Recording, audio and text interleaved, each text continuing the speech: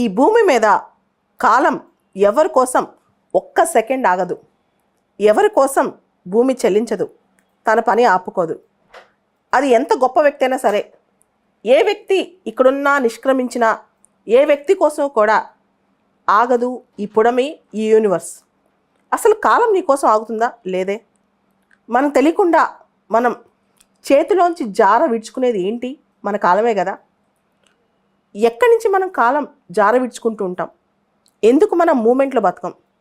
ఒకటి ఇండెసిసివ్నెస్, అంటే సరైన టైంలో సరైన నిర్ణయాలు తీసుకోకపోవటం, చాలా జాప్యం చేయటం, దాన్నే ఇండెసిసివ్నెస్ అంటాం అన్నమాట. అదేవిధంగా కొంతమంది వాళ్ళ పాస్ట్లో గతంలో జరిగిన సంఘటనలు ఇవన్నీ తలుచుకుంటూ ఫ్యూచర్ మొత్తం వేస్ట్ చేస్తూ ఉంటారు. ఇంకొంతమంది మన వెనకాల ఎవరు పరిగెడుతున్నారో, వాళ్ళకన్నా మనం ముందున్నామా లేదా, మన ముందు ఎవరున్నారో అని చుట్టుపక్కల సమాజం చూసి వాళ్ళ టైం అంతా వాళ్ళు వేస్ట్ చేసుకుంటారు. ఇట్లా రకరకాల వ్యక్తులు ఉంటారనమాట కాలాన్ని వృధా చేసే పద్ధతుల్లో.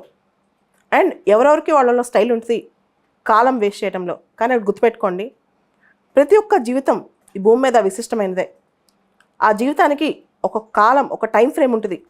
ఆ టైం ఫ్రేమ్లో మనం చేయాలనుకుందని చేయలేకపోతే కొన్ని సందర్భాల్లో చివరికి మన చేతిలో చేయడానికి కూడా ఏం మిగలదు. మిల్కా సింగ్ అని భారతదేశానికి చెందిన చాలా ఫేమస్ రన్నర్ ఉన్నారు. 1960 ఒలింపిక్స్లో ఆయనకు ఆల్మోస్ట్ ఫస్ట్ ప్రైజ్ రావాల్సింది, కానీ 0.1 సెకండ్లో ఆయన బ్రాంజ్ మెడల్ మిస్ అయిపోయారు, 4th ప్లేస్ వచ్చారు. అసలు మిల్కా సింగ్ చేసిన తప్పేంటి? తనకి వెనకాల ఎవరున్నారో ఒక్క క్షణం ఆగి చూశారు, అంతే, గేమ్లో ఓడిపోయారు.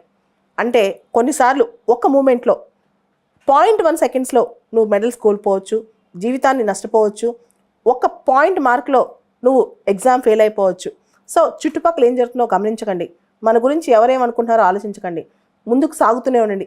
కొంచెం ఒక రెప్పపాటు కూడా పక్క వాళ్ళ గురించి ఎక్కడా ఆగకండి, లేకపోతే మిల్కా సింగ్ లాగా మన జీవితం కూడా 4th ప్లేస్లో ఆగే అవకాశం ఉందన్నమాట. అదేవిధంగా కొంతమంది వాళ్ళ గతంలో విహరిస్తూ ఉంటారు, జరిగిపోయిన వాటి గురించి బాధపడుతూ ఉంటారు.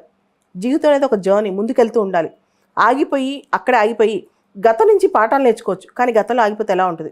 చాలా బాధాకరంగా ఉంటుంది కదా. ఒక చిన్న నిజమైన స్టోరీ చెప్తాను. మోనికా సెలెస్ అని చాలా ఫేమస్ టెన్నిస్ ప్లేయర్ ఉండేవాళ్ళు.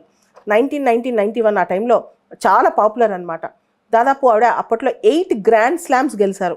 ఆవిడకి ప్రైమ్ అపోనెంట్ స్టెఫీ గ్రాఫ్, ఇద్దరు పోటాపోటీగా ఆడేవాళ్ళు అనమాట. 1992 వరకు కూడా మోనికా సెలెస్ చాలా బాగా ఆడేవాళ్ళు. అయితే మోనికా సెలెస్ని స్టెఫీ గ్రాఫ్ ఫ్యాన్ ఒక అబ్బాయి వచ్చి పొడి చేశాడు కత్తితో. దాంతో ఆ డిప్రెషన్లో మోనికా సెలెస్ తర్వాత పెద్దగా ఆడలేకపోయారు, మొత్తం గేమ్ నుంచి రిటైర్ అయిపోయారు. ఆమె పేరు చరిత్రలోంచి పోయిందనమాట. అంటే ఒకసారి ఆలోచించుకోండి, ఎవడో వచ్చి మనల్ని హాని చేసేస్తే మనం అంత గొప్ప విన్నర్, అంత గొప్ప ప్లేయర్, మనలో నీరసం వచ్చేస్తా, మనలో నిరుత్సాహం వచ్చేస్తా. ఎవడైనా వచ్చి మనల్ని పొడిచాడనుకోండి, హాని చేశారనుకోండి, ఇంకా పట్టుదలతో, ఇంకా రెట్టింపు ఉత్సాహంతో నేను ఇంకా చేయగలనని చెప్పి వాళ్ళకి చూపించాలి, కానీ అలా ఓడిపోవచ్చా? సో నిజ జీవితంలోనే చాలా కథలు ఉన్నాయి. అందుకని టైంని ఎక్కడో ఏదో జరిగిపోయిందనో, లేకపోతే నిర్ణయాలు లేట్ తీసుకుంటూనో, లేకపోతే మన చుట్టూ ఎవరైనా గమనిస్తున్నారనో ఇలా ఆలోచించుకుంటూ కూర్చుంటే మన జీవితం మొత్తం వృధా అయిపోతుంది. సంవత్సరాలు ఎలా గడుస్తాయో, దశాబ్దాలు ఎలా గడుస్తాయో ఎవరికి తెలియదు. మనిషి జీవితం అంతా ఇంత. కళ్ళు మూసి తెరిచే లోపల జీవితం అయిపోతుంది, కళ్ళు తెరిచి మూచే లోపల. ఇంత చిన్న జీవితంలో ఎన్నో మనం బ్యాగేజ్ క్యారీ చేస్తుంటాం, ఎన్నో తల మీదకి ఎత్తుకుంటాం. ఇదంతా మనకు అవసరమా? ఒకసారి ఆలోచించండి. జీవితం చాలా అందమైంది కదా. ఉన్న చిన్న టైంలో మనం ఏదైతే అనుకుంటామో దాని మీద ఫోకస్ పెట్టి ఇంకా ఆనందంగా బతకొచ్చు కదా. ఒక్కసారి ఆలోచించండి.